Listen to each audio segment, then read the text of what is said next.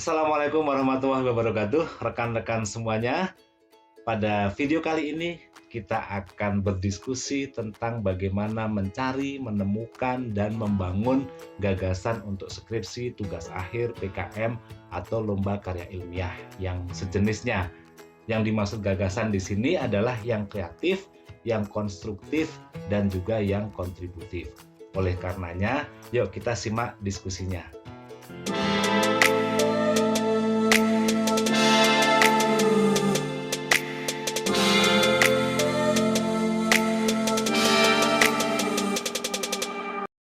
Rekan-rekan semuanya, mari kita mulai diskusinya. Yang pertama, kita coba deskripsikan tentang riset itu apa. Riset adalah mencari kembali sesuatu yang belum ideal, sesuatu yang belum tuntas dijelaskan, sesuatu yang belum optimal, atau ada anomali dan lain-lain yang dilakukan dengan mengikuti kaidah ilmiah. Aktivitasnya adalah mencari kembali, maka tujuannya adalah untuk menemukan. Apa yang ditemukan untuk menemukan fenomena atau penjelasan baru, pengetahuan baru, teknologi baru, kemanfaatan baru, potensi baru, atau yang lainnya sesuai dengan jenis risetnya. Karena tujuannya menemukan, jika berhasil pasti hasilnya adalah temuan baru yang ditindaklanjuti dengan publikasi artikel di jurnal atau di seminar, kemudian ditulis dalam buku, dipatenkan, dimasyarakatkan, atau dihilirisasi ke industri. Sebelum rekan-rekan menulis gagasan untuk tugas akhir, skripsi, PKM, dan karya ilmiah lain yang sesuai, rekan-rekan harus pahami pedomannya dulu.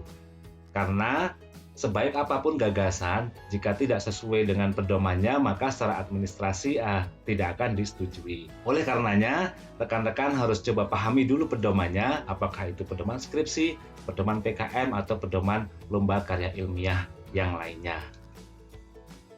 Lalu, untuk membangun gagasan skripsi tersebut, pengalaman belajar di mata kuliah sebelumnya menjadi modal mencari gagasan. Pertama, apa yang rekan-rekan dapat dari mata kuliah sebelumnya. Yang kedua, peran apa yang akan kalian berikan atau yang akan kalian capai setelah lulus. Berikutnya, fenomena menarik apa yang saat ini menjadi diskusi berkelanjutan atau ongoing debat di bidang studi rekan-rekan semuanya. Ingat bahwa materi tugas akhir atau skripsi harus mencerminkan identitas keilmuan bidang studi rekan-rekan semuanya. Gagasan skripsi, gagasan tugas akhir letaknya di bagian pendahuluan. Tujuannya untuk menyampaikan pentingnya sebuah riset, investigasi, atau pengembangan model ini dilakukan. Yang kedua, fungsi gagasan adalah untuk membangun deduksi, membuat dugaan sementara yang kuat dan beralasan, serta diawali dengan apresiasi dan kritik terhadap karya atau temuan sebelumnya. Rumusnya, jika gagasannya kuat, maka pembuktiannya menjadi lebih sederhana. Kalau gagasan yang kita bangun kuat, maka metode risetnya menjadi lebih sederhana, metode pembuktiannya menjadi lebih sederhana. Itu kuncinya. Lalu, bagaimana kita mencari dan menemukan gagasan untuk tugas akhir, skripsi, atau PKM? Ada banyak cara. Yang pertama, rekan-rekan bisa melakukannya melalui observasi lingkungan.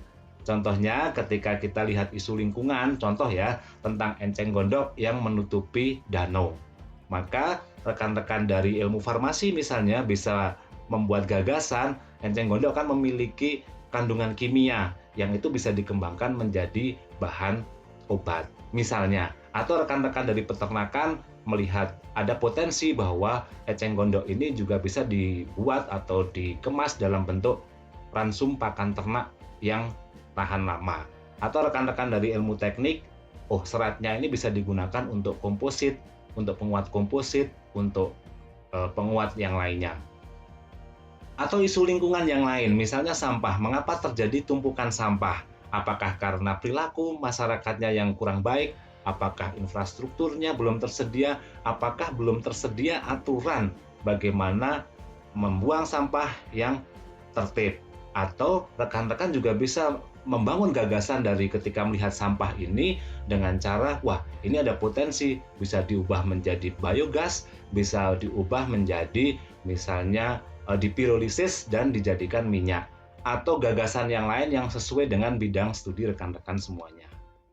Yang lainnya misalnya kita melihat sebuah isu sosial di mana ada kesenjangan ekonomi antara satu komunitas tertentu dengan komunitas yang lain.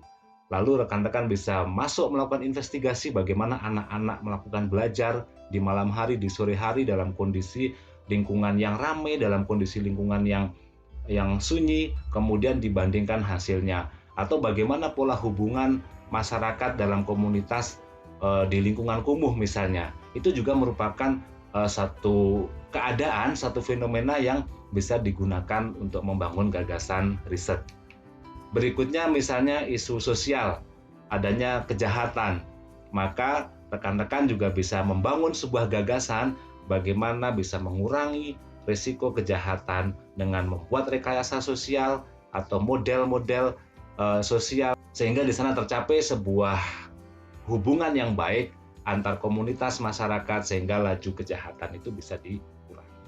Atau di isu pendidikan misalnya ketersediaan akses internet yang kurang merata di wilayah tertentu sehingga bagaimana rekan-rekan dari teknik elektro atau teknik informatika misalnya bisa mengembangkan gagasan supaya keterjangkauan internet ke seluruh pelosok masyarakat ini bisa lebih baik. Selanjutnya misalnya teman-teman dari teknik melihat adanya kecelakaan mobil nabrak truk, lalu kita bayangkan, wah ini berarti ini harus ada upaya mitigasi supaya ketika terjadi kecelakaan resikonya bisa lebih kecil atau bahkan bisa menghindari adanya kecelakaan. Intinya adalah bagaimana ketika kita melihat fenomena lingkungan, kemudian kita bangun gagasan untuk tugas akhir, skripsi atau PKM. Lalu yang kedua, selain dengan melakukan observasi lingkungan, kita juga bisa melakukan observasi literatur. Datanglah ke perpustakaan untuk mencari dan menemukan isu saintifik terbaru dari perpustakaan. Bisa dari printed book atau jurnal-jurnal tercetak di perpustakaan, atau dengan perpustakaan digital. Di perpustakaan pasti tersedia repositori-repositori digital yang rekan-rekan bisa akses. Atau rekan-rekan mengikuti jurnal ilmiah tertentu. Lalu setiap terbitan baru kemudian bisa di-download dan dibaca bagaimana perkembangan sebuah ilmu pengetahuan dilaporkan dalam jurnal ilmiah yang diikuti.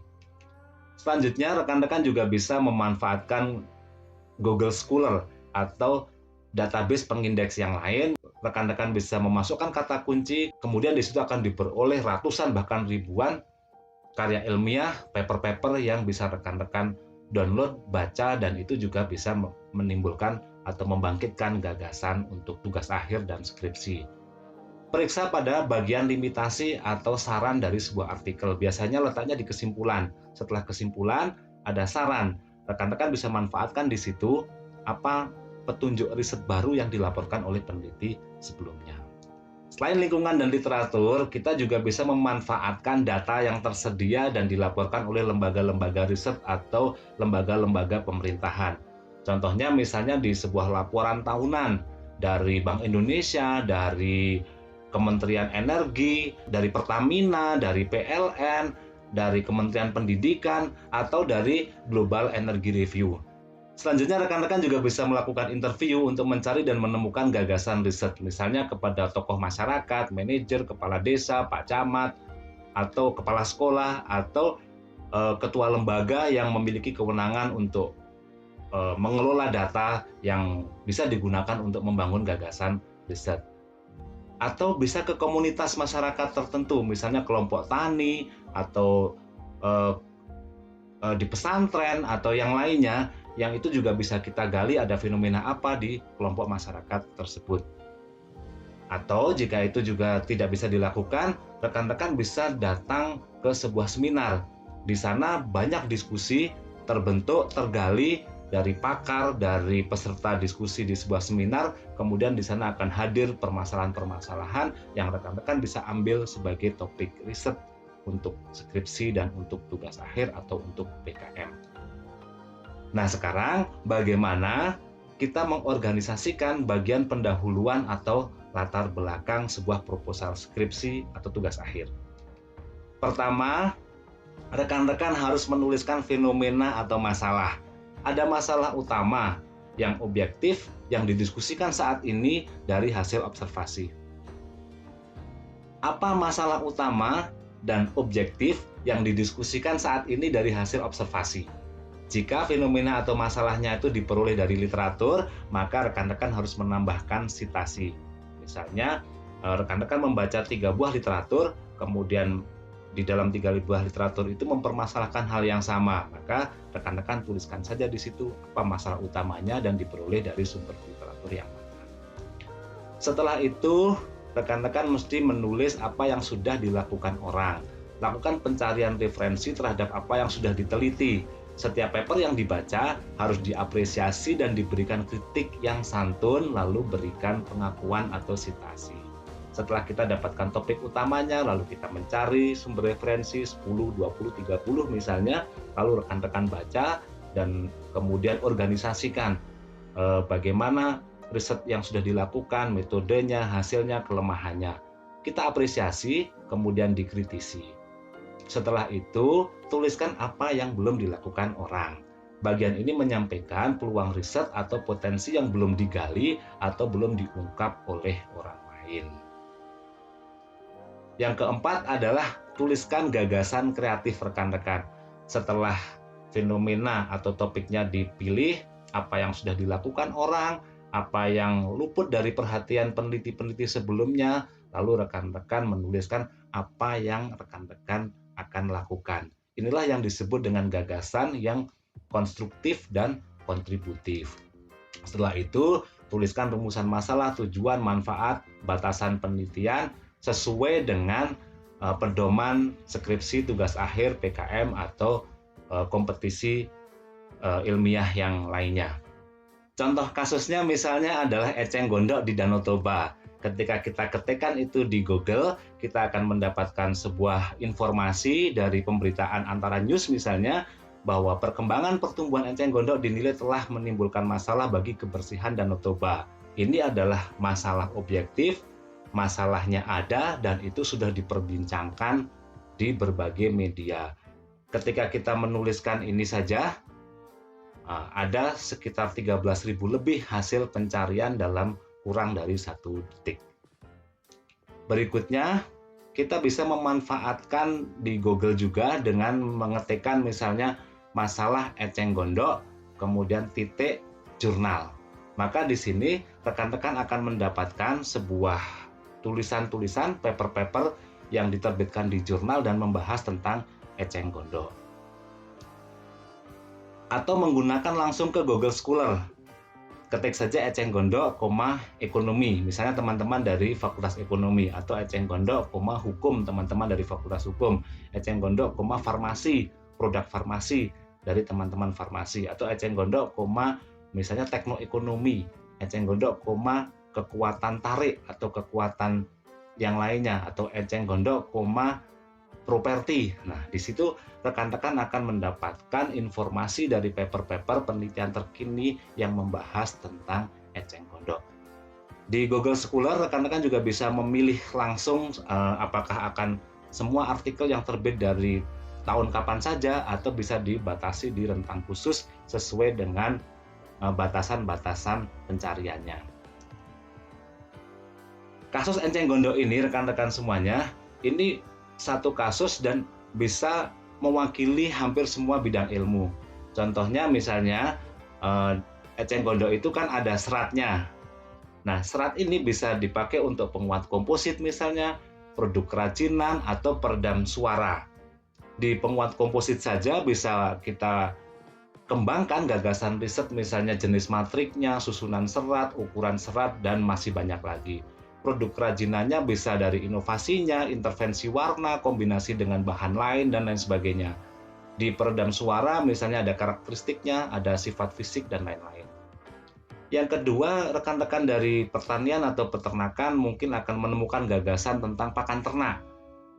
Lalu kita cari lagi, bagaimana peningkatan kandungan gizi dari eceng gondok ini untuk dijadikan makanan ternak. Itu juga bisa menyangkut di pengolahannya, campurannya, dan lain sebagainya. Bisa juga dari sisi penyimpanannya, bagaimana menyimpan supaya lebih tahan lama dari aspek temperatur, kelembaban, teknik pengemasan, dan lebih banyak lagi. Atau rekan-rekan bisa melihat dari kandungan kimianya. Bisa saja menjadi produk farmasi, maka ada bagaimana investigasi tentang kandungannya, ekstraksi, stabilitas, dan masih banyak lagi. Rekan-rekan di Fakultas Teknik bisa melihatnya dari sisi ini ada potensi sebagai bahan bakar, etanol. Itu juga bisa diteliti dari sisi stabilitasnya, rendemennya, peningkatan sifat kimia, properti, dan banyak yang menyangkut tentang etanol itu. Ada yang melihat dari sisi masyarakat terdampaknya. Oh, ini ada potensi ekonomi sebagai sumber ekonomi, berarti di sana ada urusan manajemen UMKM, aturannya, pencatatan uangnya, dan lebih banyak lagi. Atau bisa dilihat dari peraturan pemanfaatan yang berkeadilan. Kita masih pada contoh kasus eceng gondok rekan-rekan semuanya. Misalnya nih contohnya saja di Fakultas Teknik, teman-teman di Fakultas Teknik, eceng gondok sebagai penguat komposit. Ketik di sini di Google Scholar ini, rekan-rekan akan mendapatkan banyak artikel yang membahas tentang potensi eceng gondok sebagai penguat komposit. Pilih 10-20 yang terbaru, kemudian lakukan apresiasi, dikritisi, disitulah akan muncul gagasan riset baru. Nah, contohnya ini saya mengambil contoh bagaimana mengapresiasi dan mengkritisi karya sebelumnya. Case-nya adalah studi kuat tarik komposit dengan penguat dari serat eceng gondok untuk aplikasi interior. Rekan-rekan bisa mendownload 5, 10, 15, 20, kemudian diurutkan. Siapa penulisnya? Kapan? Bagaimana masalah dan metodenya diselesaikan? Apa hasilnya? Apa kelebihan dan apa kelemahannya? Lalu di paper kedua, siapa yang menulis? Kapan? Bagaimana masalah diselesaikan, apa hasilnya, dan bagaimana kelebihan dan kelemahannya. Terus setelah itu rekan-rekan kemas dalam bentuk state of the art namanya, lalu apa yang akan rekan-rekan lakukan.